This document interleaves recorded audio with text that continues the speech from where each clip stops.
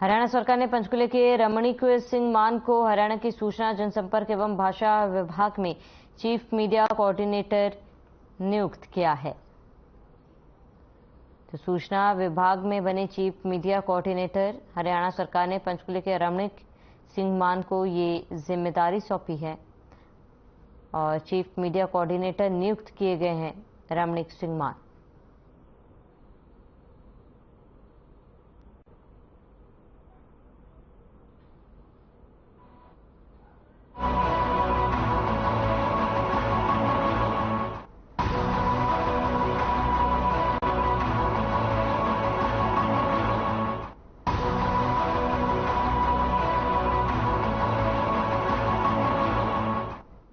फरीदाबाद के बल्लभगढ़ के नगर निगम में सीएम फ्लाइंग की टीम ने की छापेमारी। छापेमारी के दौरान 8 कर्मचारी छुट्टी पर मिले, वहीं 7 लोग अपनी कुर्सी से नदारद मिले। सीएम फ्लाइंग की टीम ने निगम में पहुंचे लोगों से अधिकारियों के तालमेल को लेकर बातचीत की। साथ ही लोगों की परेशानी को देखते हुए नगर निगम में छापेमारी की गई।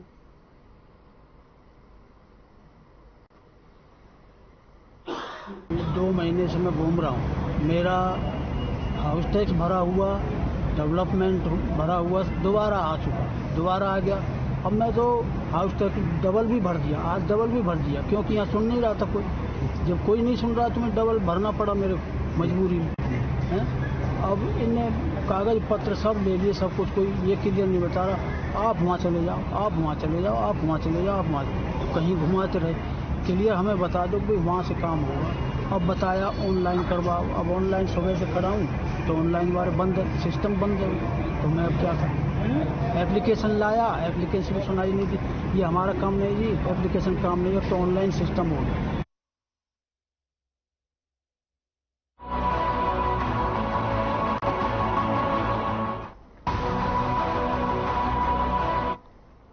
खबर फरीदाबाद से है, जहां साइबर अपराध थाना पुलिस ने इंश्योरेंस पॉलिसी रिन्यू करने के नाम पर ठगी करने वाले 6 आरोपियों को किया गिरफ्तार। बता दें कि आरोपी के पास से 8 फोन, 4 सिम और 24,200 रुपए बरामद किए गए। बता दें कि फरीदाबाद के एक युवक से 48,000 रुपए की ठगी की गई थी, जिसके बाद सख्त साथ साइबर थाने में मामला दर्ज किया गया था। सभी आरोपी गैर सिटी सेंटर मॉल में बैठकर कॉल सेंटर चला रहे थे। आरोपियों को नोएडा, गाजियाबाद, न्यू अशोकनगर से गिरफ्तार किया गया है। वहीं आरोपियों पर उत्तर प्रदेश, हरियाणा, दिल्ली, गुजरात, महाराष्ट्र और अन्य कई राज्यों में वारदात को अंजाम देने के आरोप लगे हैं।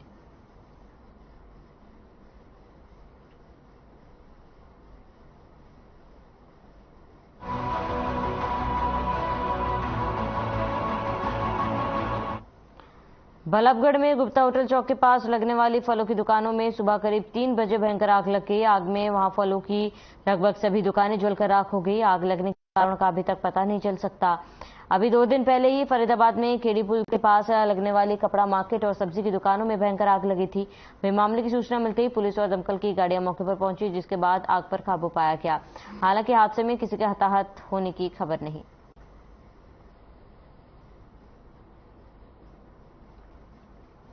मेरा नाम हरिओम है। अरे जी, क्या हुआ था? कैसे आग लगी?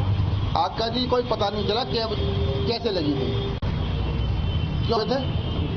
क्या नाम है जी? हरिओम। अरे जी, क्या हुआ? आग लगी है। कैसे आग लगी, कितना नुकसान हुआ? आग का कोई पता नहीं चला जी, कितना क्या है, कैसे क्या लगी है, कैसे नहीं लगी है। और नुकसान बहुत मोटा हुआ है जी। क्या नुकसान? 9 रेडियां जली है मेरी और कम से कम 1-1.5 लाख रुपए का माल जला है। ये हम तो आए थे, आग लगी हुई थी, हमारे तो फोन पहुंचा था, हम तो आग लगी हुई थी, हम तो देख के पहले ही चौंक गए थे। हम यहाँ बुझाने के लिए आए थे तो यहाँ फायर ब्रिगेड खड़ी थी तो आग बुझा रही थी। कितना नुकसान? नुकसान कम से कम 5 रेडी थी, कम से कम 1.5-2 लाख रुपए का नुकसान।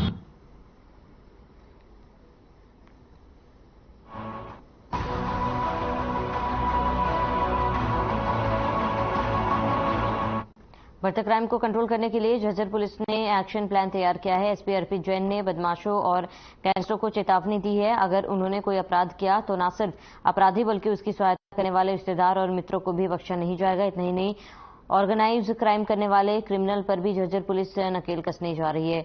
इंटरस्टेट क्राइम को रोकने के लिए दिल्ली पुलिस से भी कोऑर्डिनेशन किया जाएगा और अपराधियों का रिकॉर्ड साधा जाएगा। एसपी अर्पित जैन ने बताया कि वे सप्ताह में एक बार बुधवार के दिन बहादुरगढ़ लघु सचिवालय में लोगों की समस्याएं सुनेंगे। उन्होंने बताया कि आमजन उन्हें अपनी समस्या से अवगत करवा सकते हैं। बहरहाल अब देखना होगा कि झज्जर पुलिस इस नई एक्शन प्लान को किस तरह से अमली जामा पहनाते हैं और बढ़ते क्राइम पर किस तरह से नकेल कसती है।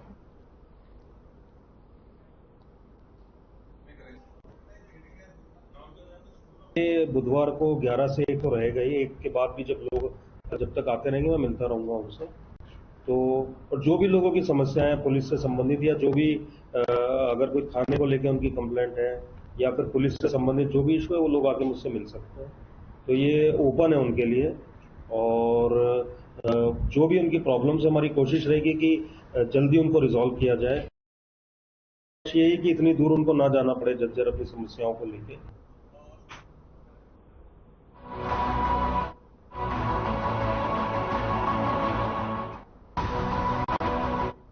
झज्जर पुलिस ने शहर के मुख्य बाजारों और मार्गों पर भ्रमण कर दुकानदारों और लोगों से अपनी दुकानों के बाहर सीसीटीवी कैमरे लगवाने का आग्रह किया ताकि किसी भी आपराधिक वारदात को रोका जा सके। इसके अलावा उन्होंने दुकानों के बाहर होने वाले अतिक्रमण को हटाने की भी अपील की ताकि झज्जर शहर साफ सुथरा नजर आए।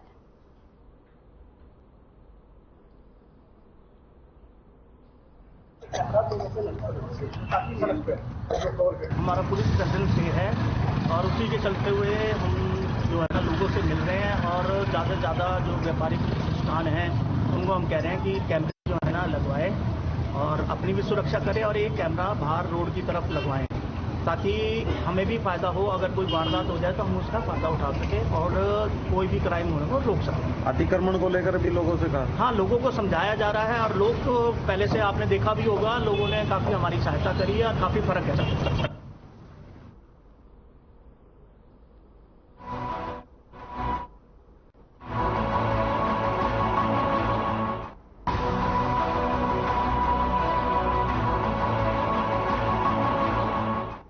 खबर फरीदाबाद से, जहां फरीदाबाद के सिविल अस्पताल बादशाह खान के इमरजेंसी वार्ड में तैनात डॉक्टर मरीज के साथ बदसलूकी कर रहे हैं, जिसका वीडियो सामने आया। जहां एक्सीडेंट होने के बाद पीड़ित मां और बेटी डॉक्टर के पास एमएलआर कराने पहुंचे थे और डॉक्टर ने मनमानी करते हुए घायल मां बेटियों के एमएलआर नहीं काटी। पीड़ित ने डॉक्टर पर आरोप लगाते हुए डॉक्टर ने उन्हें अपने कमरे से धमकी देकर बाहर भगा दिया। पीड़ित ने डॉक्टर के दुर्व्यवहार की सारी तस्वीरें मोबाइल में कैद कर ली, जिसके बाद पीड़ित परिवार ने भीम आर्मी के कार्यकर्ताओं के साथ मिलकर डॉक्टर के खिलाफ अस्पताल में रोष प्रदर्शन किया और इस मामले को लेकर सिविल सर्जन को ज्ञापन सौंपा।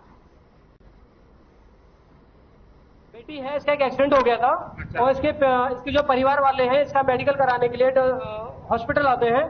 तो ये कल की बात है और डॉक्टर साहब एक सरदार जी हैं, मैं नाम शायद उनका नहीं जानता, स्वर्णूर है, इनके परिवार को भगाया जाता, इनका मेडिकल नहीं कराया जाता बच्चे को।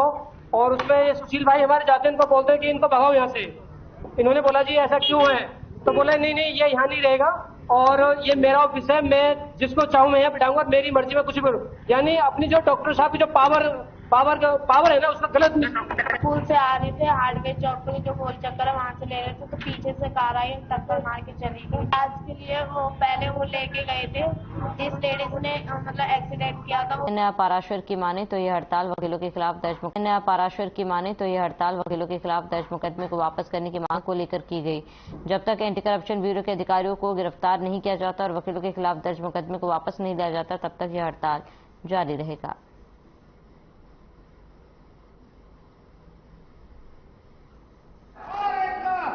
सही है, पिछले मंगलवार को एंटी करप्शन ब्यूरो और वकीलों के साथ आपस में 2 मुकदमे दर्ज हुए थे। एक हमने दर्ज कराया था, एक उन्होंने दर्ज कराया।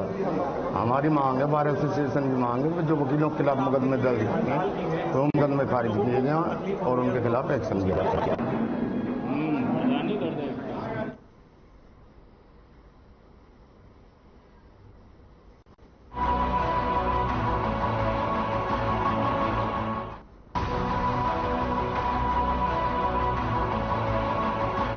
फरीदाबाद की खेड़ीपुल सब्जी मंडी में बीते रोज सुबह 4 बजे अचानक भीषण आग लगी, जिसमें लगभग 1.5 एकड़ पर बनी सब्जी मंडी पूरी तरीके से जलकर खाक हो गया। हालांकि दमकल की दर्जनों गाड़ियों ने मौके पर पहुंचकर कई घंटों की मशक्कत के बाद आग पर काबू पाया, लेकिन पुलिस आग लगने के कारणों का पता नहीं जुटा पाई। ऐसे में अपने नुकसान का मुआवजे की गुहार लेकर स्थानीय दुकानदार फरीदाबाद के डीसी विकरण यादव के पास, ऐसे में डीसी विकरण ने उन्हें आश्वासन दिया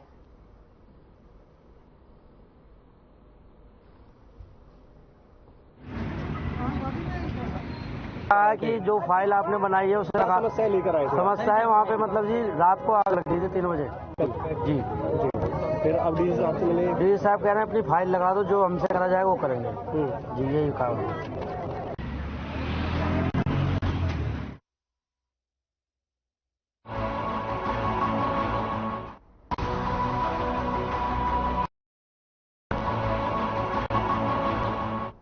गुरुग्राम के सरकारी अस्पताल में आग की सूचना मिलती है। हॉस्पिटल में अफरा तफरी मच गई। बाद में हॉस्पिटल स्टाफ ने लोगों को बताया कि हरियाणा सरकार के आदेश अनुसार सभी सरकारी हॉस्पिटल में दमकल विभाग की ओर से मॉकड्रिल की जा रही है। वहीं गुरुग्राम के सेक्टर 10 में सामान्य अस्पताल की तैयारी को लेकर मॉकड्रिल आयोजित की गई। इस आगजनी से होने वाली आपदा से बचने के लिए हॉस्पिटल स्टाफ को भी जागरूक किया गया है। वहीं दूसरी तरफ हॉस्पिटल में लगे उपकरणों को भी चेक किया गया।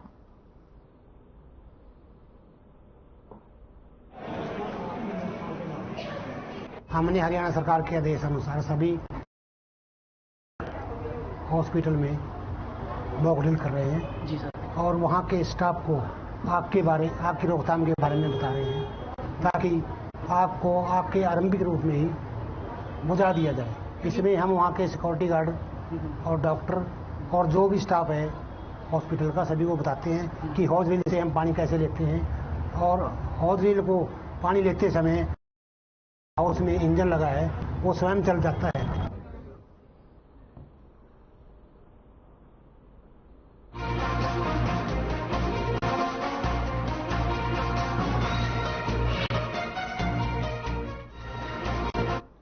हरियाणा के अंबाला में बुधवार को एक बड़ा हादसा हो गया। यहां एक सरकारी स्कूल का लेंटर अचानक गिर गया और उसके नीचे 3 मजदूर दबे।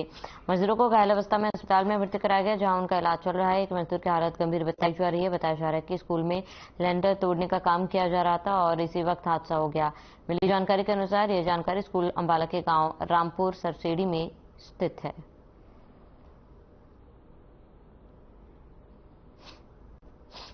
हरियाणा के अंबाला में बुधवार को एक बड़ा हादसा हुआ। यहां सरकार स्कूल का लेंटर अचानक गिर गया और उसके नीचे 3 मजदूर दब गए। मजदूरों को घायल अवस्था में अस्पताल में भर्ती कराया गया, जहां उनका इलाज जारी है। एक मजदूर की हालत गंभीर बताई जा रही है। बताया जा रहा है कि स्कूल में लेंटर तोड़ने का काम किया जा रहा था और इसी वक्त हादसा हुआ। मिली जानकारी के अनुसार यह सरकारी स्कूल अंबाला के गाँव रामपुर सरसेड़ी में स्थित है।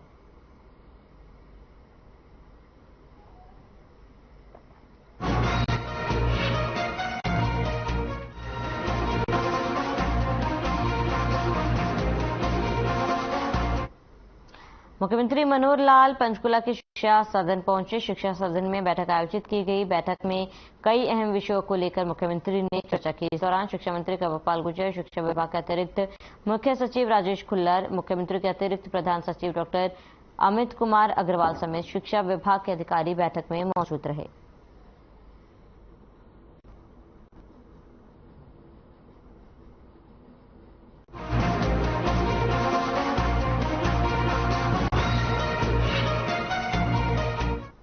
पंचकुला में वाटर कन्क्लेव 2023 अमृत जल क्रांति के अंतर्गत जल संगोष्ठी कार्यक्रम का आयोजन किया गया, जिसमें सीएम मनोहर लाल ने शिरकत की। सीएम ने संबोधित करते हुए जल की महत्व बताई। आपको बता दें कि पंचकुला की पीडब्ल्यूडी रेस्ट हाउस के ऑडिटोरियम में जल संगोष्ठी कार्यक्रम हुआ। उन्होंने कहा कि जल ही जीवन है, बारिश के पानी का संग्रह करें, सिंचाई के लिए पानी बचाना होगा। पानी का उपयोग बढ़ता जा रहा है, उपयोग के मुताबिक पानी कम है। पानी को बचाने के लिए अभियान चलाना होगा, सभी को मिलकर पानी बचाना होगा। पानी बचाने के लिए जनता सहयोग करे।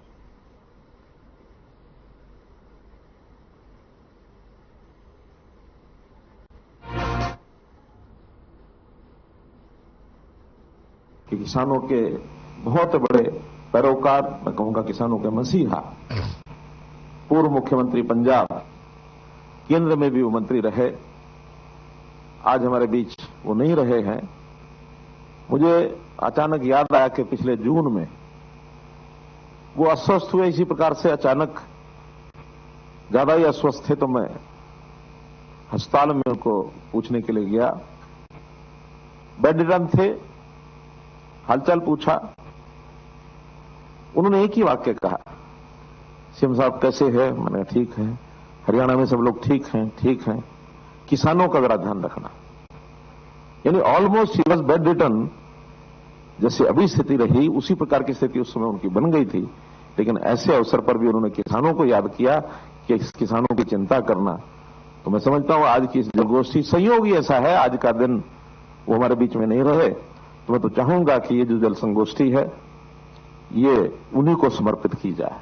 देवेंद्र सिंह जी ने बताया है कि पानी ये हमारे लिए अमृत है।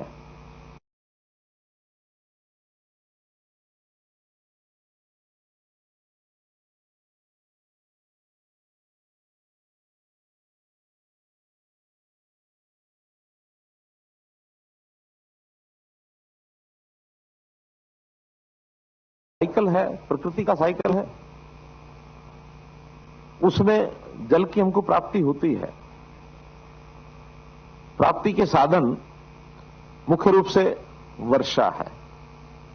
वर्षा भी एक हमारे क्षेत्र में वर्षा होती है और एक वर्षा मानो हमसे दूर पहाड़ों में होती है, तो पहाड़ों का जो एक पानी का प्रवाह है उसका हिस्सा हमको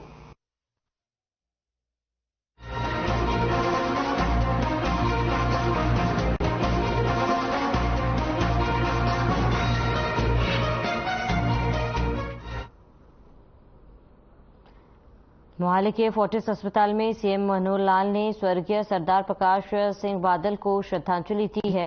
मुख्यमंत्री मनोहर लाल ने कहा कि सरदार प्रकाश सिंह बादल को नमन करता हूं। सारा जीवन उन्होंने शुद्ध सात्विक राजनीति के साथ ही उन्होंने किसानों और गरीबों की हमेशा आवाज उठाई। 10 बार उन्होंने अपने इलाके का प्रतिनिधित्व किया। लंबे समय तक उन्होंने जनता की सेवा की और उनका जाना एक युग का अंत हो गया।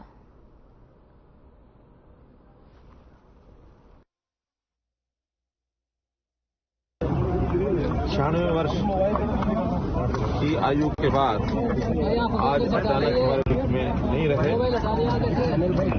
वो एक ऐसे दूरदृष्टि के रखने वाले नेता थे जिन्होंने पूरा जीवन एक शुद्ध सात्विक ऐसी राजनीति की, गरीब के लिए, किसान के लिए हमेशा आवाज उठाते रहे और लगातार 10 बार उन्होंने अपनी विधानसभा का नेतृत्व किया। 20 साल तक वो पंजाब प्रदेश के मुख्यमंत्री रहे। इतने लंबे समय तक उन्होंने जनता की सेवा की है।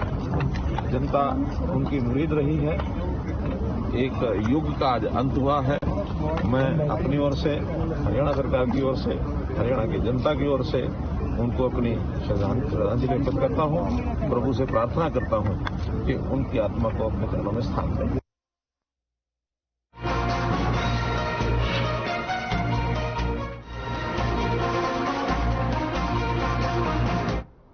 चरखी दादरी के संस्काराम स्कूल में वातानुकूलित भवन का राज्यपाल बंडारू दत्तात्रेय ने शिलान्यास किया। राज्यपाल बंडारू दत्तात्रेय के साथ भाजपा प्रदेश अध्यक्ष प्रकाश धनखड़, सांसद बालकनाथ और दादरी विधायक सोमवीर सांगवान भी मौजूद रहे। कार्यक्रम को संबोधित करते हुए राज्यपाल बंडारू दत्तात्रेय ने कहा कि शिक्षा का जीवन में बहुत महत्व है। वर्तमान समय में शिक्षा के ऐसे संस्थाओं का होना बहुत जरूरी है ताकि युवा बच्चों को अच्छी शिक्षा मिलती रहे। साथ ही ओम प्रकाश धनखड़ ने बताया कि अच्छे शिक्षा संस्थाओं की बदौलत युवा पीढ़ी को आगे बढ़ने के अवसर मिलते हैं।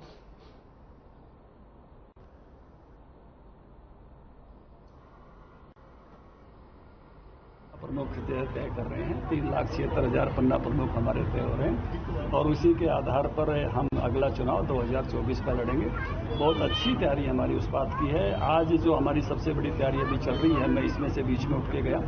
प्रधानमंत्री जी की 30 अप्रैल को 100वीं मन की बात होगी और हमने एक लक्ष्य रखा है कि हरियाणा भर में हर विधानसभा में 100 लोग जरूर जो है हाजिर रहें 100 कार्यक्रमों में। इसलिए 9 लाख लोगों को हम उस समय उपस्थिति का निमंत्रण जो है वो दे रहे हैं। तो इसलिए एक अब तक के सारे रिकॉर्ड तोड़ने वाला ये कार्यक्रम होगा। सर, इन लोगों का जो डीएनए है, उसका जो मूल संस्कार है, डीएनए का मतलब होता है जीवन, मूल संस्कार, वो कांग्रेस से मेल नहीं खाता है। उसका जन्म ही कांग्रेस के विरोध में हुआ है। लोगों की समस्याओं को जानकर उनका समाधान करना पार्टी की प्राथमिकता रहती है और हमेशा पार्टी लोगों के बीच में जुड़कर रहती है और सदैव पार्टी जहाँ की सरकार, जैसे हरियाणा में सरकार है, तो वहाँ पर पार्टी अपने प्रशासन के माध्यम से और पार्टी कार्यकर्ताओं के माध्यम से लोगों को अच्छा शासन मिले, अच्छी व्यवस्थाएं मिले और अच्छे से सबको न्याय मिले। इस प्रकार से पार्टी निरंतर कार्य करती रहती है और मुझे प्रसन्नता है कि हरियाणा में बहुत ही अच्छे से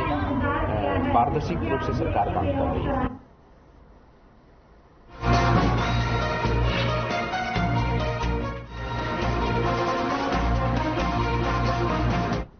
कांग्रेस के राष्ट्रीय अध्यक्ष, महासचिव और पूर्व केंद्रीय मंत्री कुमारी शैलजा ने यमुनानगर में मीडिया से बातचीत की। इस दौरान उन्होंने कहा कि कांग्रेस का विपक्ष के समक्ष कार्यक्रम का औचित्य उन्हें समझ नहीं आया। उन्होंने कहा कि मुझे नहीं मालूम यह कार्यक्रम क्यों हो रहा है। एक तरफ हाथ से हाथ जोड़ो कार्यक्रम पार्टी का चल रहा था, इसी बीच यह कार्यक्रम आया। उन्होंने कहा कि उन्हें नहीं मालूम कि वह लोग यह कार्यक्रम क्यों कर रहे हैं। बता दें कि हरियाणा के पूर्व मुख्यमंत्री भूपेंद्र सिंह हुड्डा के प्रदेश कांग्रेस अध्यक्ष उदय भान हरियाणा के कई जिलों में विपक्ष आपके समक्ष कार्यक्रम आयोजित कर रहे हैं, जिसमें कुमारी शैलजा शामिल नहीं हुई।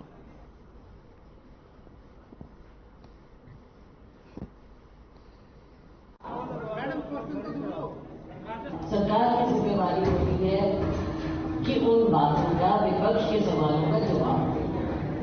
परंतु आपने देखा कि राहुल गांधी जी ने जो बातें रखी वो ऐसी बातें रखी थी जो सार्वजनिक रूप से सब जगह मीडिया में अवेलेबल, पब्लिक प्लेटफॉर्म्स पर अवेलेबल थी।